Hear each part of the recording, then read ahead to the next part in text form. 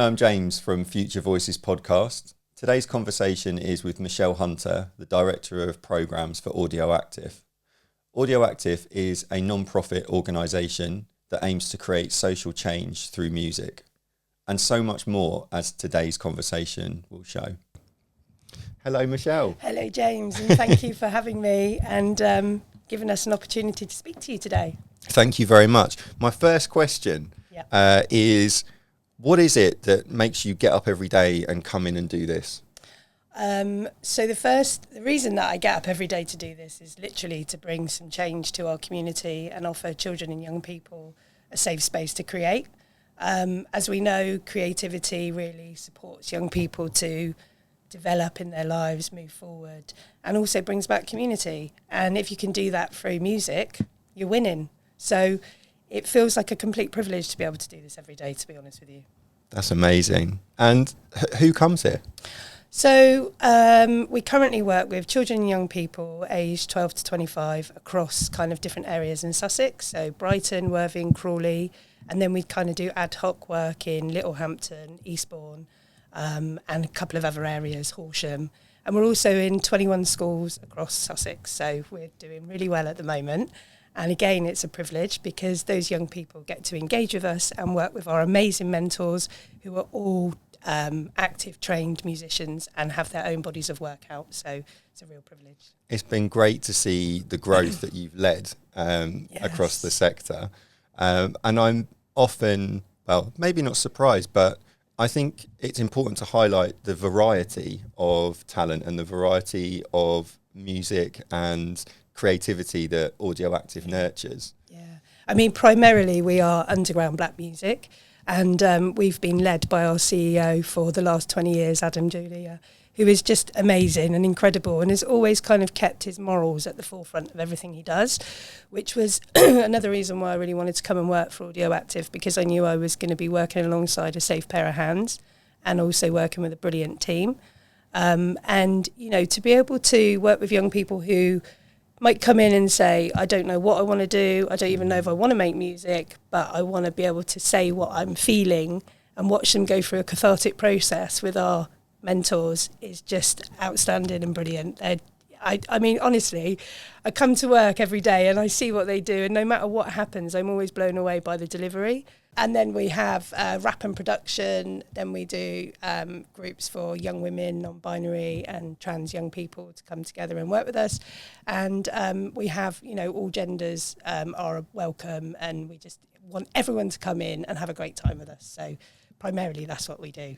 It's a great, I love every now and then you'll send me a text that's got like a link to one of the bands or one of the artists that you're working with. So the passion always shines through, but the talent is amazing. I think when we were talking before, we were thinking around how do you manage, because some of the young people that you work with may be experiencing, they may have experienced trauma, they may still be experiencing trauma.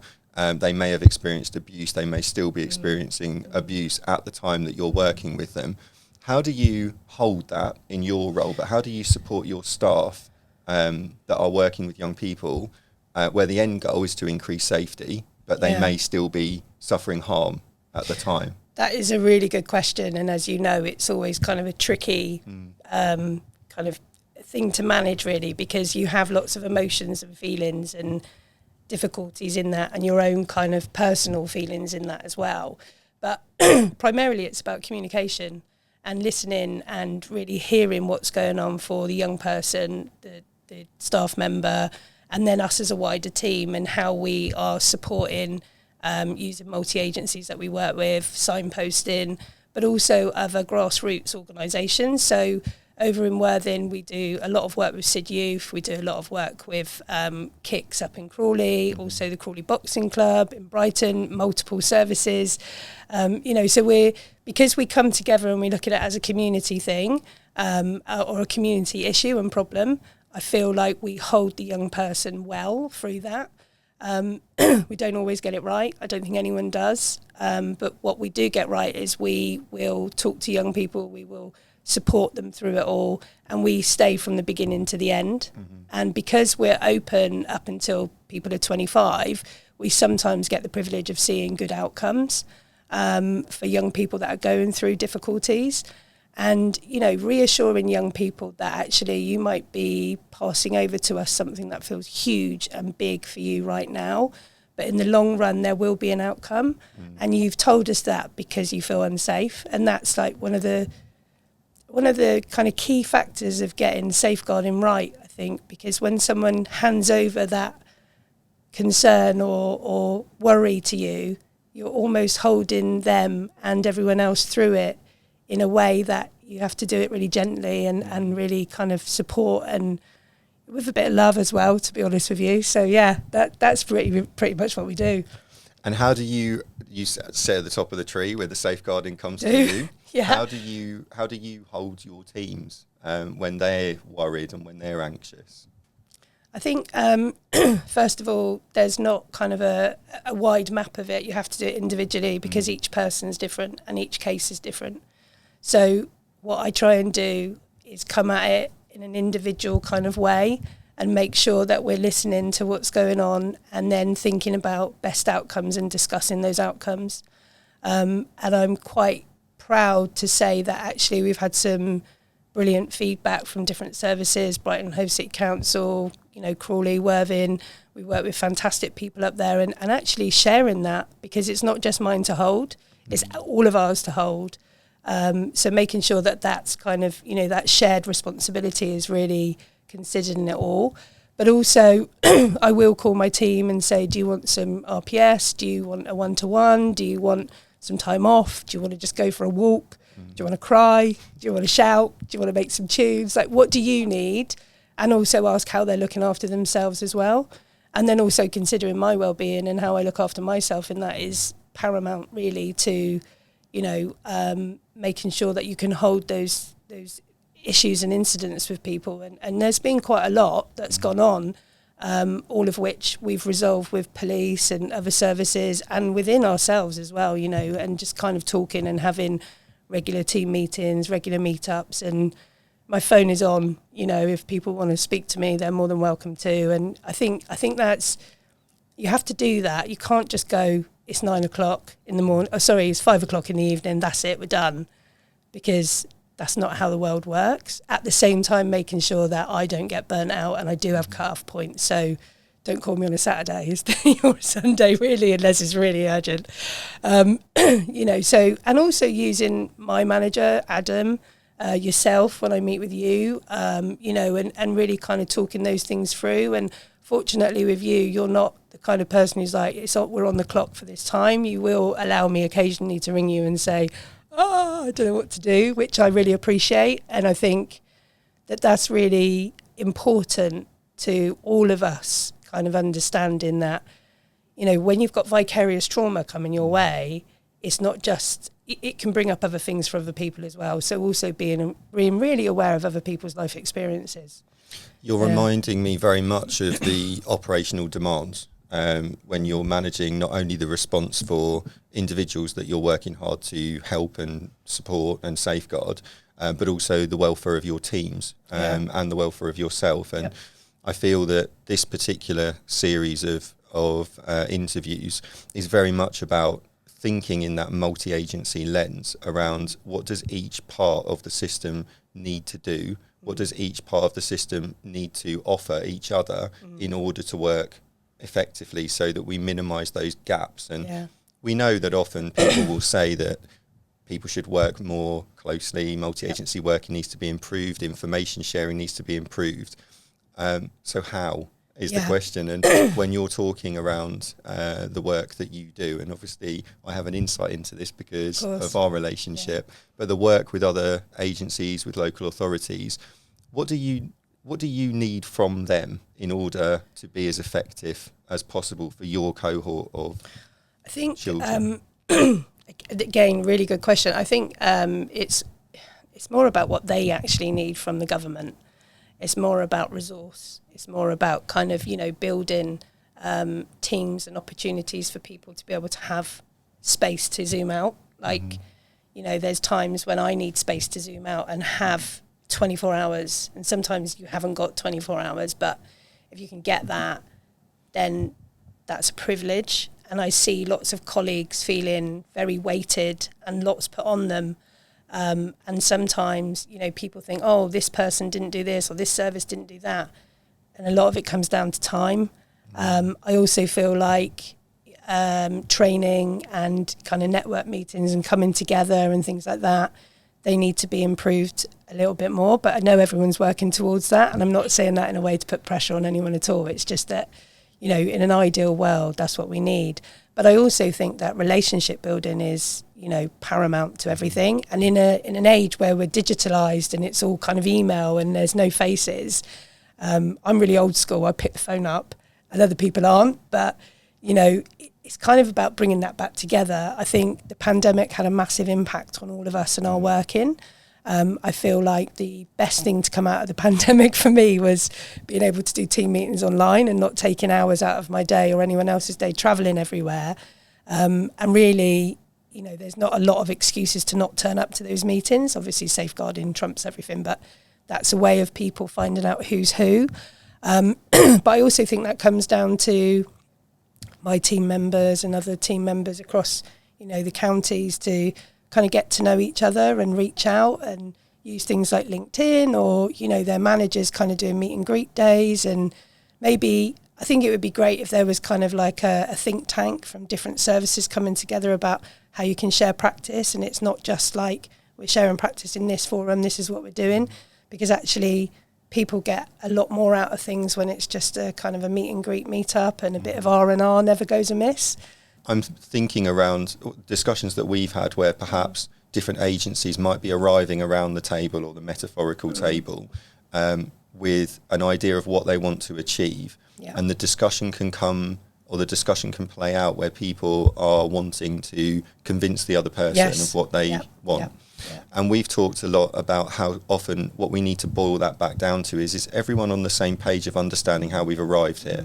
Are we clear about what the needs or the unmet needs are for this child or for this group or for this family? And how do we then work to align the approach that we can take forward, even if we don't necessarily achieve a consensus? But what is it that each person needs to do in order to maximise the impact? And I'm interested, particularly for your organisation, in the community, voluntary, third sector, however people may describe that, around when you arrive into forums often where it may feel that decisions have been made, and that with your closeness to young people and the relationships you hold, how do you navigate the tension if you have a different view, or if you feel that the young person is not being represented fairly, or that the decision making isn't responding in the best way? Yeah. Very good question, and a tricky question to answer. I think the first thing that popped in my mind, and fortunately we don't come across this a lot, but everyone needs to leave their ego at the door and come in as a professional. And that includes us. You know, we might think we know what's best for a young person, but actually we might not have all the kind of jigsaw puzzle pieces, so we might not know. But if we are representing, or I am representing, or my team are representing the young person to the best of our ability with their blessing and their kind of understanding of what we're going to be saying on their behalf if they're not in the room, and we always try and make sure the young person's in the room, or a family member where possible, because they're the people we're talking about, and it just feels a bit strange sometimes to be speaking about someone who's not present. And I think that's, you know, that's a key thing. I think the other thing is just kind of, you know, people need to be open to ideas and suggestions, and we don't have all the answers and ideas and suggestions, but together you can all come up with a really good outcome. And I think it goes back to that. It takes a village to raise a child, kind of, you know, the African proverb, and it does go back to that. And I think if everyone can come in with that, then you can bring about really positive outcomes. And again, you know, communication is really key, and sharing information is key. And sometimes, because of the landscape changing and GDPR and things like that, if people aren't trained in that and they don't have enough knowledge, they can get stuck on certain things. So they might not share something that they could have shared, or they might just be too busy to prepare before the meeting, which again is really, really kind of unusual to happen, but it does and can happen, as we know from spanning our careers and different things that have happened. Not audio active, pleased to say, but, you know, things do happen and arise. So I think if everyone comes in with a kind of like, you know, their service is doing this part for the young person, but an understanding of each other's kind of roles in it, then that really helps and supports people to move forward. And also not being afraid to say, I got that wrong. And I do that a lot. I will say, I got that completely wrong, because that puts other people at ease as well. Because if you're bold enough and honest enough to be able to say, yeah, oh, sorry, I misheard that, or I got that wrong, other people feel at ease. No one's there to prove a point. Does that make sense? Yeah, no, it does. And I'm still reflecting on something you said earlier around having the time to be able to think and prepare in advance of going into that multi-agency discussion or that forum. And I'm thinking back in particular to a really difficult decision that I was needing to make as a senior leader around whether or not we would issue proceedings for secure accommodation. And there was a lot of contention, difference amongst the network, and going home and rightly or wrongly spending an entire evening mapping out across the table, have I really understood what my health colleagues are raising and what they're recommending? Have I balanced that with what the family are telling me, what the young person's saying? And, you know, in that particular circumstance, I felt I needed to go and meet with that young person. That was important to me in order to make the decision. Have I really understood what my police colleagues are telling me? And have I understood it to the best of my ability from their context? And I can certainly say, having now spent time working in different contexts, including the police, that I didn't really fully understand the context, and I didn't have the appreciation of where they were coming from with some of the information they were presenting. And you're making me think about when we go in and as you were saying earlier, about this idea of how do we maintain open boundaries so that we can hear what other people are saying and actually consider it and really think about how that influences decision making. That's my reflection. I don't think there's a question in that. No, but I think just kind of picking up on that, I think it's important that, you know, we look at different ways that we work together, and also making sure that we are considering the child at every opportunity. But also, when you are in a SMT, SLT kind of, you know, role, you have to make tough decisions that people don't like. You have to sometimes say no, and you have to be that voice that people don't want to hear. So there has to become a bravery about that. And sometimes, you know, you might not have it right.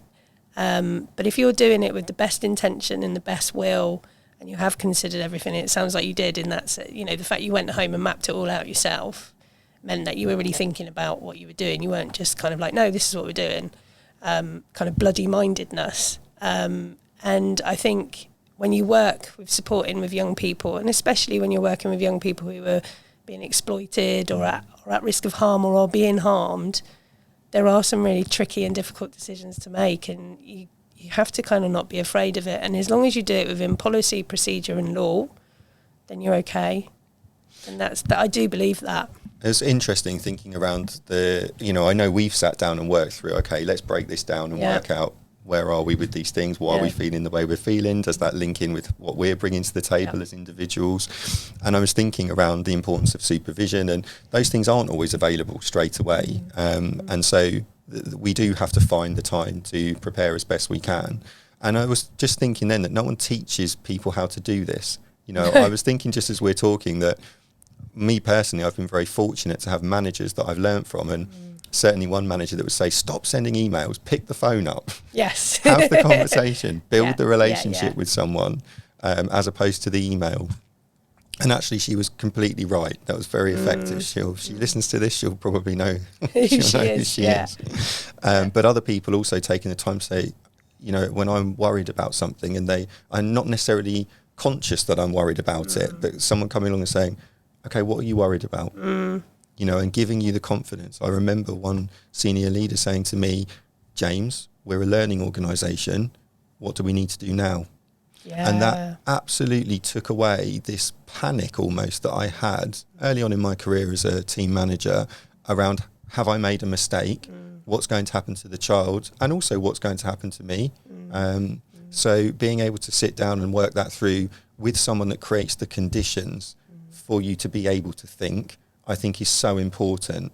And the parallel for me is what you've described, not only the way in which you work with your staff and the musicians and the creatives, artists, but also how you work with your young artists and the young people. So what I'm hearing from you is how the organisation mirrors that through the structure, which for me, I feel I've observed that to be really effective.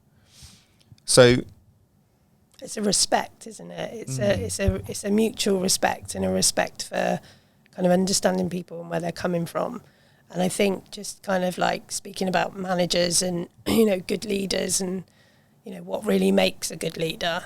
I think leading from the back makes a good leader, someone who, is there to kind of do that more than follow me, I think that is a really good way of kind of, doing that. And also when your team kind of go, oh my God, this is going really wrong, I'm going to call Michelle now, or I'm going to call Adam, or I'm going to call Joe or Tom, whoever it is, to kind of, just bounce it off. I think that's amazing, because they know in their mind that they're going to be able to share that responsibility, and there will be some kind of action or outcome if it's required. And other times it is just a tempering of like, it's okay, it's all right, it's fine, this is fine, this is okay, there's always problems, don't worry about it, let's solve it together. What do you think should happen? That kind of thing. It's so important that we deliver that so that those that are working with families can do the same. Yeah. When families are in crisis, when they're struggling, or just generally in our practice, how we're able to do exactly what you've just described. And I feel strongly that in order to do it, we have to be able to deliver that in-house as well. I think when you don't deliver that, that's where a distrust for services comes from. I think, we work with a lot of families and young people primarily who may have had a difficult time with services. I'm not going to mention any services because that would be really unfair. And then you kind of watch them relationship build a little bit and that change come about. And I don't know whether that's because we've taken a trauma-informed approach within Sussex, or because people are actually considering things a little bit more, or whether actually because some of our colleagues, like across the board, have been more affected by the cost of living. And so there's a little bit there's less of a distance between people who are working in services and people who are engaging in services. Do you see what I mean? Yeah. And I know, some people come in because of their own lived experience and shared experience, or understand, whatever it is. But I feel like people really are listening to each other a bit more now. So because they're listening to each other more, they're hearing what's going on in their communities, and that can help. And when you're kind of managing someone and leading someone, and, sometimes they're leading you, definitely. I definitely have that because I don't know everything at all, and I would never profess I do. It's really interesting because it is that kind of grasshopper experience of the teacher becomes the student becomes the teacher. And I think, we're all people just trying to get through it all together. So I think if we keep adapting that a little bit more and then take in all the great work that we know how to work and things to hang it off of, then we will move forward positively, and there will be less distrust for services, and there will be better engagement in schools and, things like that. I think that's a real impact. And even the fact that the schools that we work in have opened their doors to us to be able to go in and support, children and young people on a one-to-one basis and group work basis who were, at risk of permanent exclusion, because they themselves don't want to send children to PRUs at all. They don't really want to go down those routes because we all know what that leads to in the long run. It's brilliant. So, I think if you take any negative, you can find a positive, and we're about that. I'm definitely about that as a person. I like that kind of silver line thinking somewhere down the line. There's a few things that I wanted to ask you coming straight out of that. But the first thing, just on that point that you were saying around people inviting you in, one of my questions was going to be around what do you as Audio Active, or you as a non-statutory agency, what do you need from partners? But I guess actually what you're starting to describe is what young people, what children need from partners, which perhaps is that openness and that invitation in. Yeah. And just kind of, I think one of the successes for Audio Active is that we don't say, you come in and you learn this. We say, you come in and you can learn this, and we're led by them in our open access sessions and even in our group work sessions. I mean, we might go in with kind of an outcome that's desired, but really they tell us and we allow that, to happen. And then also, even when we're doing like outreach in the communities and we're either doing a cypher or putting music on, and they're making music in a skate park, literally, it's brilliant to do. And then you kind of hear what's going on for them and what they're speaking about. And you're able to kind of like be that kind of bit of a middle ground between what someone might think and what they are actually saying. And we do get lots of really beautiful feedback from young people, and we do get that trust. And I think one of the reasons why we get that trust is because we respect them as young artists. And, yes, we do refer to them as young people, but we also they're just people and they're young artists and they're up and coming. And some of them are like, don't identify as an artist at all, but they identify with their group within Audio Active. And I think with music, because it doesn't have any kind of, race, religion, sexuality, anything like it's a sound, people can relate to it. So you're having all sorts of different people who like love a beat. So it's almost like that shared kind of doing this. It's like a womb experience of coming together and loving and nurturing and growth. And so the fact we can do that is beautiful. And the fact that we can then support young people to have a sense of belonging, which is one of the biggest factors for young people getting involved in different difficulties, especially with county lines and stuff like that. You can kind of steer people in different ways and let them have some positive kind of risk-taking going on, and, have different conversations with young people where they actually think, I don't mind school now because, I'm writing a rap, my English has got better. Or I quite like maths because I've learnt how to make a beat, and actually there's maths in that and science, and so you get all of those kind of like marry-ups, and you teach young people that actually transferable skills can really help you in your life. Do you see what I mean? Yeah, the talent. Does that make sense? Yeah, the talent you're nurturing it's not just music, as if we say just music. No. It's everything that goes along with that.